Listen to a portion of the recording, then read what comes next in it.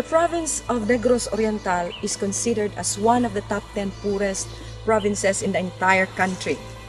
Negros Oriental has 22 municipalities, but Tuburan is implementing in the 2 towns of the province, Mabinay and Himalalud.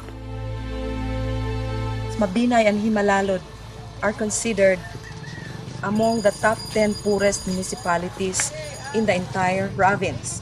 They are poor because they lack in health services, education, transportation, communication, and others.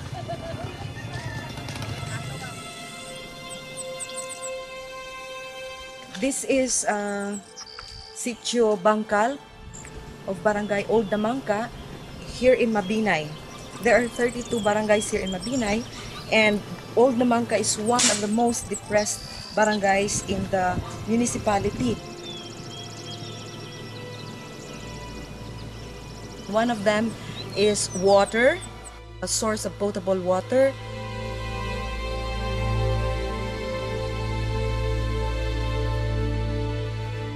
Last year there was a typhoid outbreak here, wherein a number of children were brought to the rural health unit.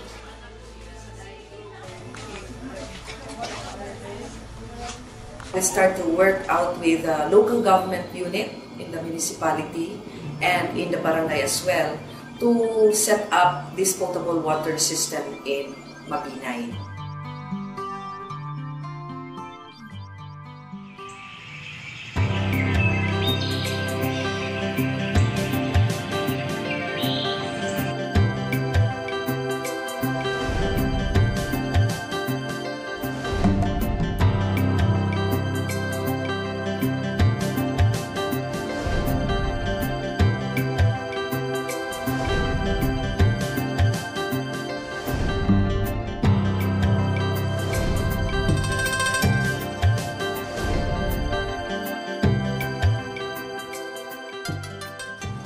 This is the office of Tuburan. This is our center of operation.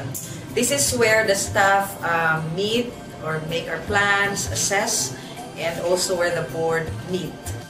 This is just a humble office where our dreams are being hatched. And our staff here will share to us what we have done in the communities of Mabinay and Himalalud. Particularly on the 4 core programs of Tuburan: community organizing, knowledge and capability building, advocacy and networking, and economic empowerment.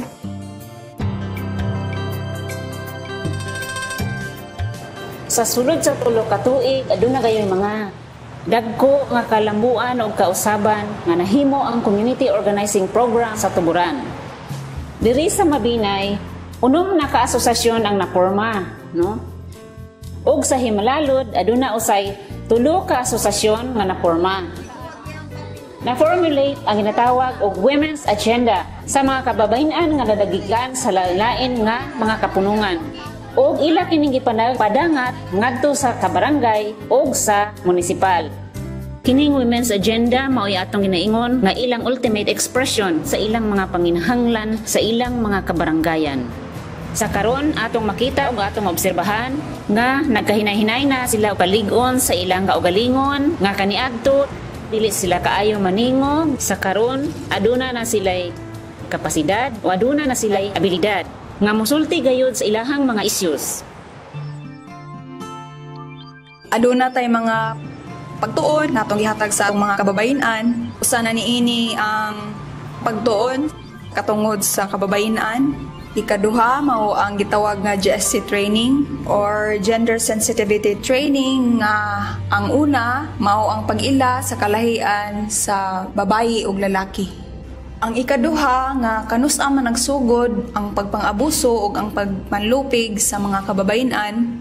Ug ang ikatulo mao ang pagtuon sa mga balaod sa kababayan. Nakat-on ang mga kababayan nga ang kalahian na di ay sa babayi ug lalaki maura ang party sa atong lawas. Pero isip sa pagdesisyon o isip pagbahin-bahin sa mga trabaho, nasayra nila nga ang babae ug lalaki parihara di ay og katungod, parihara og mabuhat, parihara og kakayahan. Sulod sa ilang panimalay, mao ang pagkikiistorya.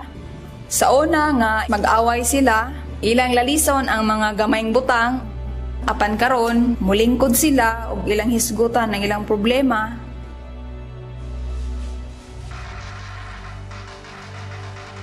Nga aduna nay pipila ka mga babayi nga aduna gyoy nakabot na nga mga pagtuon ug kini nakita nato ang kausaban sa ilang kaugalingon. Sa una naghilom-hilom lamang sila apan karon nahimo na silang leader diha sulod sa ilang grupo ug ingon man diha sa ilang komunidad. Ug ang uban niini anaa naglingkod sa posisyon diha sa barangay level. So atong giplano nga mapadayon ang maong mga pagtuon tungod kay aduna pa may daghang mga kababayen-an nga wala pa diha sa maong kalambuan.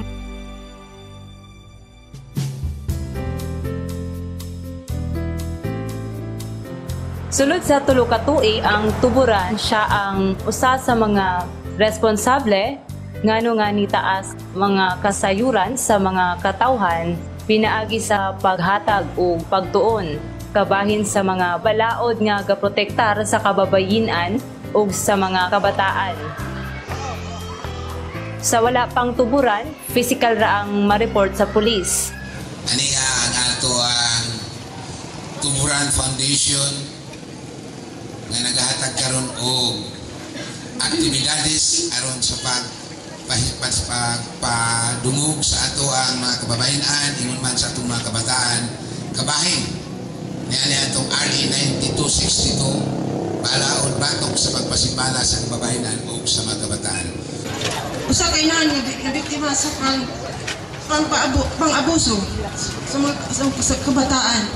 Ang akong anak na nagpaingon sa eskwelahan wala na nauli sa balay kay siya giabusuhan sa usa ka salpot sa katilingban. Sugilon siya kanako. Ma, giabusuhan man ko gabi. Pagkadungog na ako ng istorya sa akong anak, mura ko nabati ko kaguol. Nadakpan nila dayon ng maong kriminal aron ma-prison siya dayon. Bag-una pud kini nga balaod. Natay RA 9262 kabahin sa pagpangdagmal sa kababayen-an ug kabataan. Aduna usab kitay balaod nga RA 9208 ang kabahin sa pag-trafficking sa mga babayi ug kabataan kanang illegal bitawng i-recruit. Kay ang tanan nga balaod kabahin sa mga babayi giusa mao ni ang ginganlan og Magna Carta og Women. Aside sa mga educations, trainings ug seminars nga ato na nga ginahatag sa mga women sa mga kalalakin-an pod, naabot tay mga observance. Gikan sa March, naatay International Women's Day, sa October, International Rural Women's Day, sa November, and VOW. Dayon sa December, kanang gitawag nga International Rights of Women.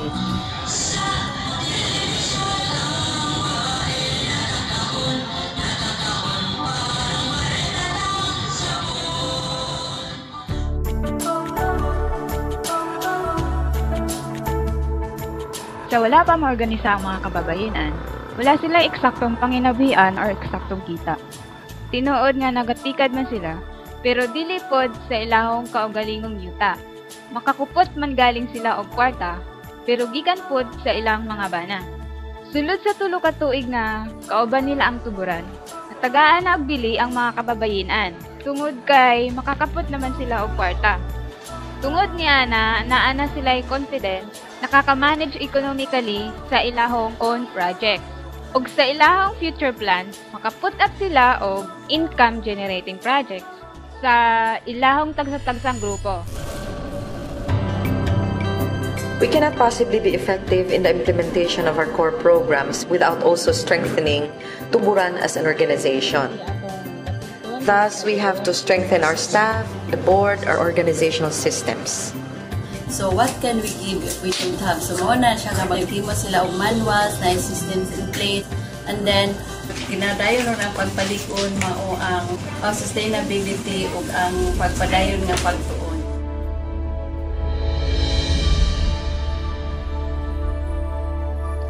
Tuburan for Rural Women Empowerment and Development Incorporated was organized and registered in November 2007 as a non-stock, non-profit organization.